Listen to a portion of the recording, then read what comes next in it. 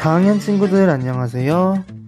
이번 시간에는 선생님과 함께 강이나 연못에서 생활하는 식물들에 대해서 한번 만나보는 시간을 가져볼게요. 자, 첫 번째 식물. 첫 번째 식물은 바로 이 식물입니다. 이 식물의 이름은 무엇일까요? 이렇게 보이는 이 식물. 잘 모르겠죠, 우리 친구들.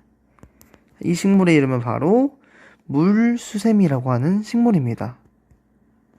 물수세미는 이렇게 바다가 아니라 강이나 호수 밑에서 이렇게 밑에 완전히 물 밑에서 살아간다고 생각하면 됩니다. 즉, 물 속에 있는 땅에 이렇게 뿌리를 내리고 물 안에서 생활을 거의 한다 라고 생각하면 되고, 종종 이렇게 꽃이 밖으로 나오긴 하지만 대부분의 몸쪽은 이렇게 물 안속에서 자란다고 생각하면 돼요. 자, 다음 식물. 두 번째 식물은 이 식물입니다. 이 식물은 좀 어디서 많이 본 것 같지 않아요? 여기 이렇게 많은 식물의 잎이 물 위에 떠 있는데, 이렇게 이 식물의 이름은 무엇일까요? 우리 친구들 잘 알고 있을 텐데, 깨골 깨골 하는 소리가 들리는 곳에 많이 있는, 네, 올챙이밥이 아니라 개구리밥입니다. 개구리밥은 어떻게 뜨고 있을까요?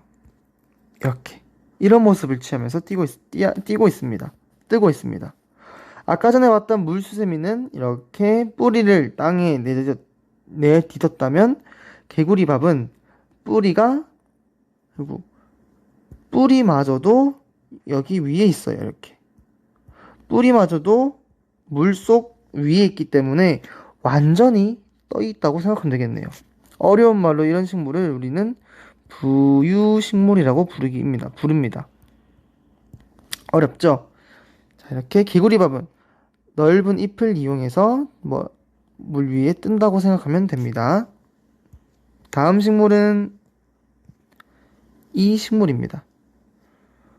이 식물은 우리 학교에 실제로 있는 식물이었죠. 이 식물의 이름은 바로 수련입니다. 우리 친구들 중에서 수련과 연꽃이 헷갈리는 친구가 있을 거예요, 분명. 나중에 연꽃도 나오니까 한번 그 차이를 볼게요. 자, 수련은 보면은 아까 전에 봤던 물수세미처럼 땅 속에 뿌리를 내리고 있어요. 하지만 차이점이 뭘까요? 맞죠? 물수세미는 물 안에서 이런 식으로 잎이 이렇게 쭉쭉쭉 피고 꽃만 살짝 나왔다고 하면은 물 밖에, 수련은 잎부터 꽃까지 전부 다 바깥쪽에 있어요. 물 위쪽에 있죠. 하지만 줄기는 물 안에 당연히 있겠죠. 따라서 수련은 물 속에는 줄기만 이렇게 있고, 나머지 잎과 꽃 등은 물 밖에 있다는 것을 알 수 있습니다.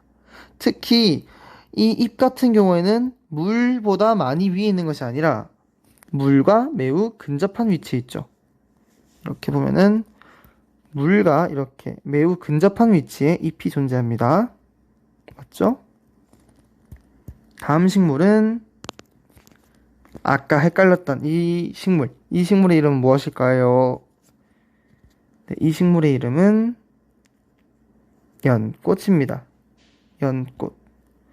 아까 전에 봤던 수련과 어떤 차이점이 있는지 한번 볼까요? 좀 높이 서 있는 것 같긴 한데, 한번 볼까? 자, 이렇게 보면은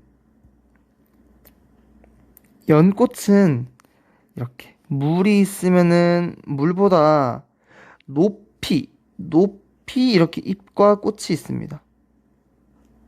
아까 전에 수련은 물이 이렇게 쭉 끄어보면은 물과 매우 근접한 위치에 잎이 있었고 꽃도 있었죠, 이렇게.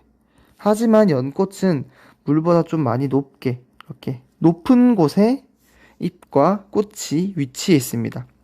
이 차이점이 연꽃과 수련을 나누는 기준이 되겠네요. 자, 지금까지는 선생님과 함께 강이나 물속에서 사용하는 식물에 대해서 한번 알아봤습니다.